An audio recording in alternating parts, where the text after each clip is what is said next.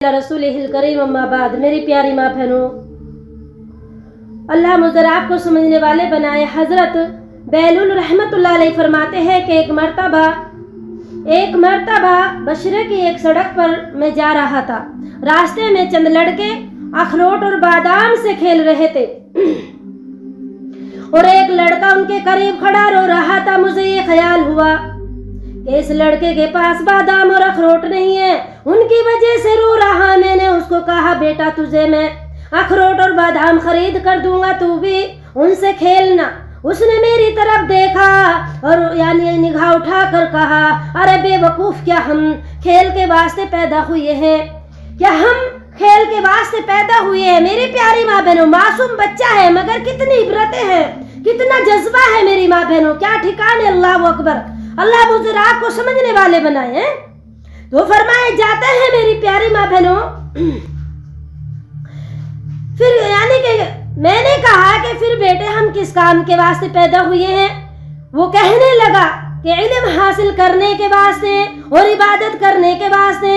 मैंने कहा, अल्लाह जल्ले शानहू तेरी उम्र में बरकतें करे, तूने ये बात कहाँ से मालूम की? कहने लगा, हक़ ताला शानहू का इरशाद है, हक़ ताला शानहू का इरशाद है, अफ़हसिबतुम अन्नमा खलक़नकुम अबसा। क्या तुम्हारा ये गुमान है कि हमने तुमको यूं ही बेकार पैदा किया है और तुम हमारे पास नहीं लौटाए जाओगे? मैंने कहा, बेटा तू तो बड़ा हाकिम मालूम होता है, मुझे कुछ नसीहत कर। उसने 4 शेर पढ़े जिनका तर्जुमा ये है कि मैं देख रहा हूँ कि दुनिया हर वक्त चली चलाऊ में है, आज ये गया कल वो गया, हर वक्त चलने के लिए वो यानी कि कदम उठाए हुए और पिंडली पर दौड़ने के लिए तैयार रहते हैं। बस ना तो दुनिया किसी जिंदे के लिए बाकी रहती है और ना कोई जिंदा दुनिया के लिए बाकी रहता है।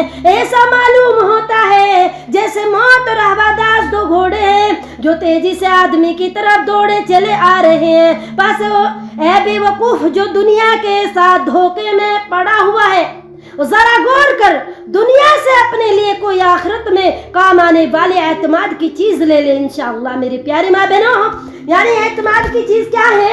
अल्लाह को राजी करना है, अल्लाह की इबादतें करनी है, दीन इस्लाम की हिमायत और कदर करनी है। मेरी प्यारी माँ बहनों, ये शेर पढ़कर उस लड़के ने आसमान की तरफ मुंह किया और दोनों हाथ उठाए और आंसू की लड़ियां उसकी रुखसारों पर जारी थी। और ये 2 शेर पढ़े मेरी माँ बहनों, जिनका तर्जुमा ये है, ए वो पाक ज़ात उसकी तरफ आजिज़ी की जाती है, उस पर एतमाद किया जाता है। ए वो पाक ज़ात कि जब उससे कोई शख्स उम्मीद बांध ले तो वो ना उम्मीद नहीं करता, ना मुराद नहीं करता, उसकी उम्मीदों को जरूर पूरी होती है। ये शेर पढ़कर वो बेहोश होकर गिर गया। मैंने जल्दी से उसका सर उठाकर अपनी गोद में रख लिया और अपने आसीन से उसके मुंह पर मिट्टी वगैरह लग गई थी। पूछने लगा, जब उसको होश आया तो मैंने कहा, बेटा अभी से तुम्हें इतना खौफ क्यों हो गया? अभी तो तुम बहुत ही बच्चे हो, अभी तुम्हारे नाम अमाल में कोई गुनाह भी नहीं लिखेगा। ये सुभान अल्लाह। मेरी प्यारी माँ बहनों, वो बच्चा कहने लगा, बेलूल हट जाओ। मैंने अपनी वालिदा को हमेशा देखा है कि जब वो आग जलाना शुरू करती है तो पहले छोटी छोटी चिपड़ियाँ ही चूल्हे में रखती है, इसके बाद बड़ी लकड़ियाँ रखती है। मुझे ये डर है कहीं जहन्नम की आग में छोटी लकड़ियों की जगह न रख दिया जाऊं। अल्लाह अकबर। मेरी प्यारी माँ बहनों, ये उन बच्चों के जज्बे थे। आज हमारी 50-50 साल की उम्रें हैं, हमें जरा भी ख्याल नहीं है कि हमारा रब हमसे क्या चाहता है या हम अल्लाह को कैसे राजी करें। मेरी प्यारी माँ बहनों, ये जज्बे थे उन बच्चों के, सुभान अल्लाह। तो उस बच्चे ने कहा, मेरी माँ बहनों, अब बेलूल ने कहा कि मैंने कहा, शहजादे तुम तो बड़े हाकिम मालूम होते हो, मुझे कोई मुख्तसर सी नसीहत करो। उसने उस पर 2 शेर पढ़े जिनका तर्जुमा ये है, मैं गफलत में पड़ा रहा और मौत के हाँकने वाला मेरे पीछे पीछे मौत को हाँके चला आ रहा है। अगर मैं आज ना गया तो कल जरूर चला जाऊंगा। मैंने अपने बदन को अच्छे और नरम लिबासों से आरास किया, यानी मेरी माँ बहनों सजाया। क्या हालांकि मेरे बदन के लिए कब्र में जाकर گلنے اور سڑنے کے سوا چارہ کار نہیں۔ وہ منظر گویا اس وقت میرے سامنے ہے، جبکہ میں قبر میں پوشیدہ پڑا ہوں گا، میرے اوپر مٹی کا ڈھیر ہوگا، نیچے قبر کا گڈھا ہوگا، میرے یہ حسن و جمال سارا کا سارا جاتا رہے گا، وہ بالکل مٹ جائے گا، حتیٰ کہ ہڈیاں، میری ماں بہنوں فرمائے کہ حتیٰ کا یعنی میری ہڈیاں پر گوشت نہ رہے گا، نہ کھال رہے گی۔ اور میں دیکھ رہا ہوں کہ عمر ختم ہوتی جا رہی ہے، ہر آرزو پوری نہیں ہو سکی، بڑے طویل سفر سامنے ہے، تو سا ذرا بھی ساتھ نہیں۔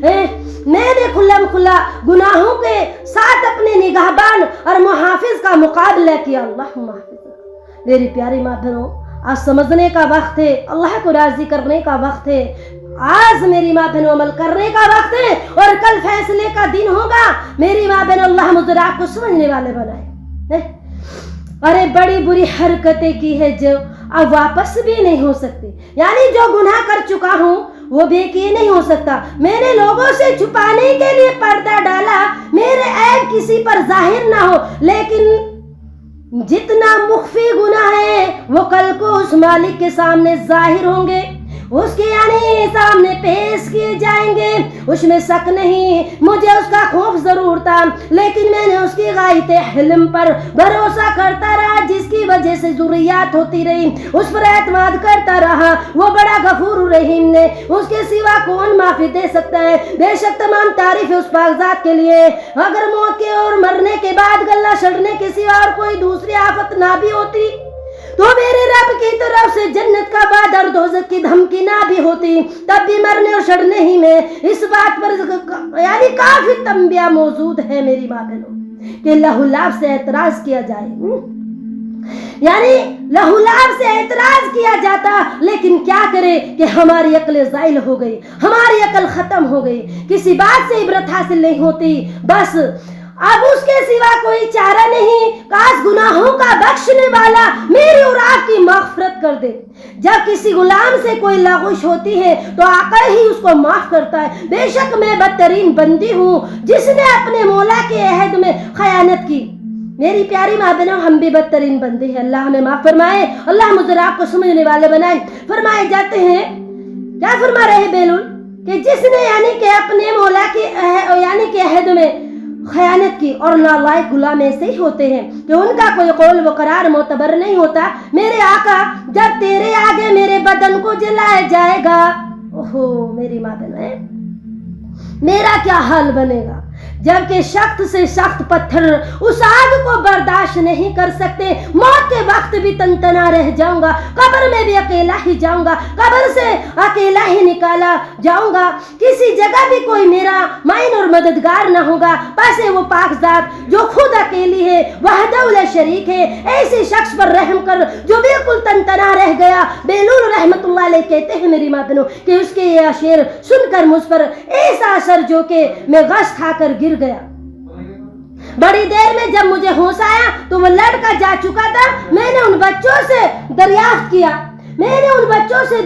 کیا، وہ کہنے لگے کہ تو اس کو نہیں جانتا، یہ حضرت امام حسین رضی اللہ عنہ کے اولاد میں ہے۔ میں نے کہا مجھے خود حیرت ہو رہی تھی کہ یہ پھل کس درخت کا ہے، واقعی یہ پھل اسی درخت کا ہو سکتا تھا۔